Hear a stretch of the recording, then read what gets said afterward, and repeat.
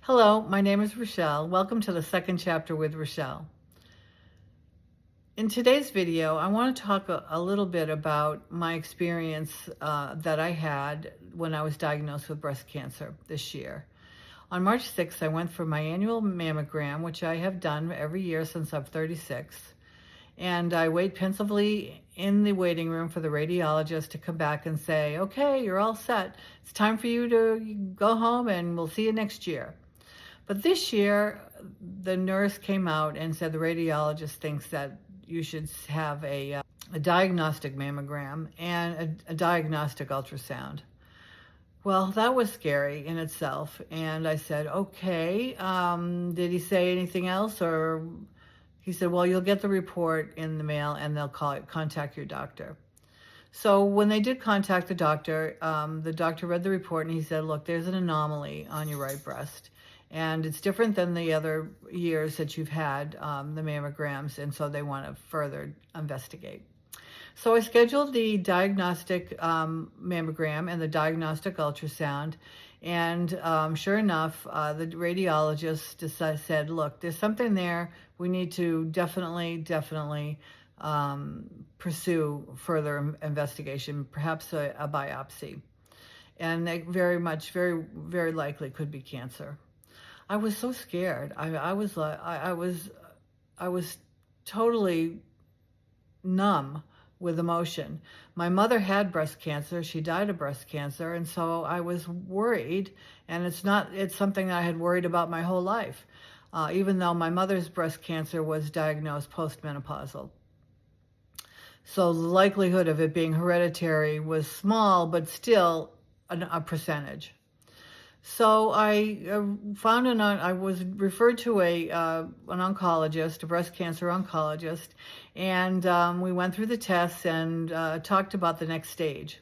And the next stage was having an MRI. He recommended a breast MRI, which I had in both breasts, because they wanted to make sure that there was no cancer that was in the left breast that may have been missed in the mammogram. So we did that, and then once the results of that came, they said, definitely we have to do a biopsy. Okay, so that was it. So we have to do the biopsy. I scheduled the biopsy right away, and it was determined that I had breast cancer. That was shocking, scary, very weepy. But after I got over the initial shock of having been diagnosed with breast cancer, I told myself, look, you don't have time for cancer. You have to have a positive outlook, go both barrels and get going, get it out of there and schedule whatever we need to do to get it out. Let's get it out. So that was my feeling. The doctor originally had said, this looks like it's very early stage, and I'm thinking that maybe we could just resolve this. It'll be fast and easy, and you'll go on with the rest of your life. But you always have in the back of your mind, I have cancer in my body. I need to get it out. Let's do it. While all of this was happening, I had my house on the market to sell because I was retiring and I was moving out of state. So I said to the doctor, the surgeon, I said, look, can I just get the surgery done like next week? And I'll have the radiology, and because I'm moving.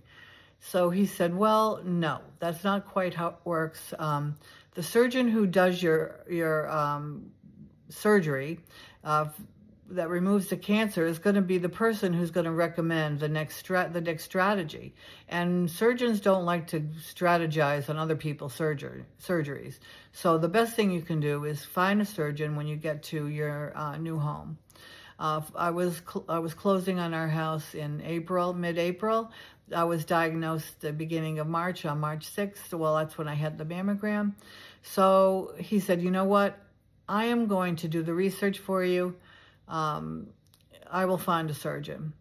Now, I was moving to the Charlotte, North Carolina area. And so he said to me, you know what? He said, you couldn't be moving to a better city. He said they have fantastic breast cancer surgeons there, and they have a great track record, and I'm going to find you a surgeon. He did all the research. found me a surgeon. He recommended someone, and I called that person right away, and I scheduled my meeting with that surgeon to be right after I arrived in Charlotte area. So she looked at all the tests and the results and the scans and all of that, the pathology reports that were all sent to her. And she said, you know what, let's schedule surgery. And let's get it done. So I did. I scheduled the surgery, and I had the surgery done about 3 weeks later. Fortunately, I was so happy that I was lucky, I should say, that when they did the surgery and they removed the cancer, they determined that the tumor was smaller than they anticipated. However, it still was going to need follow-up radiation and the chemo pill. I guess it's a chemo pill, which I was happy about. Thank God for chemo pills. So, okay, let's go. Let's get it done. Let's do it. Let's go on to the next thing. So about 2 or 3 weeks after my surgery, I went to meet the radiologist, and he said to me, look, the pathology reports for your cancer came back very positive. There were no underlying cancer cells around the tumor, and they seem to have gotten it all. I'm not sure whether you actually need the radiation, but I recommend it because there could be nano, micro cancers that are residing somewhere in the breast, and let's make sure that we get rid of that. Well, I did some research on that, and yes, it's true. Most radiologists or post-surgical diagnosis with cancer does recommend radiology. So I had my radiology done, and then after that was completed, I started with the chemo pill, and whose side effects are possibly joint pain and hot flashes like menopausal. And I said, you know what? I don't care. We're going to do the chemo pill. So for 5 years, I have to take the chemo pill. Now, I want to talk to you a little bit about the process. It's very scary, and I know that it's so hard for us as women to worry about breast cancer. And we hear about it all the time. We see ads on TV about people who have breast cancer and what their treatments are going to be and all of that. And it's so worrisome. But I found that, and I had decided when I was diagnosed that I wasn't going to let it define me. I had so much going on about moving and packing and all of that, and still working. I was working remotely. And I was very lucky that my manager just let me, worked with me on a schedule on the retirement date. I went to him after my initial discussion about retirement, and I said, look, I really would love it if we could postpone the retirement date and see if we can work with HR to extend it to additional 60 days so that I can get my surgery done, radiation, and at least starting on my chemotherapy pills. I did not want to change insurance companies in the middle, and I'm so glad I made that decision, and I'm so happy that he went the extra mile to make that happen because and I'll talk about the whole insurance thing later. But that said, I did get the extension. I was able to work remotely through the surgery and through the radiation. Fortunately, I had my retirement date, and I started when I started the chemo pill, and that worked out really well. So far, I haven't had really severe responses to the chemotherapy pills. They have a little bit of heat flash, but nothing dramatic. A little bit of joint pain, nothing debilitating. I do want to share with you one thing, though. I want to tell you, if you are diagnosed with breast cancer, they say that attitude has everything. Don't be scared. I mean, yes, you're going to be scared. Of course you're going to be scared. I can't say that I wasn't. I was frightened. I was, I didn't know what to do. But I did know one thing. I was not going to let breast cancer define me. I wasn't going to talk about it in a whisper. I have breast cancer and, I'm going to start treatments. No, I have breast cancer. I'm going to start treatments. It's going to be okay. I'm going to get my surgery. I'm going to go through the whole treatment plan, and I'm going to be okay. I put a positive attitude, a positive spin, and I went into the surgery feeling really positive.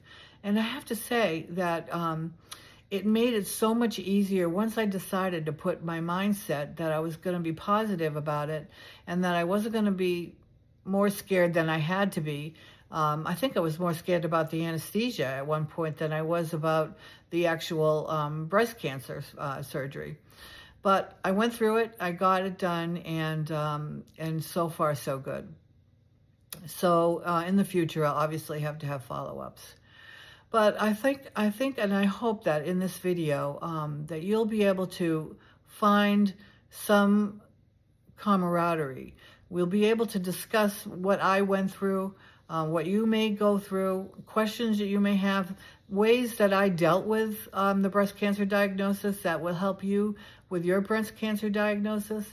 And I would really like to share as much as I can about my experience, and I think that it's helpful to all of us as women or a man that may have breast cancer or just recently diagnosed with breast cancer. So I'm hoping in this video you'll see that we can work together and share our experiences and move forward. And I hope that this video at least gives you a chance to think about it. I hope that you'll continue to stay on my channel. I hope that you'll see that we have a lot to talk about and a lot to share. And there'll be other topics and whatnot about my experiences with moving, and all of that is very interesting. And so for today, I'm going to say goodbye and thank you for visiting my channel, and let's meet again. Bye-bye.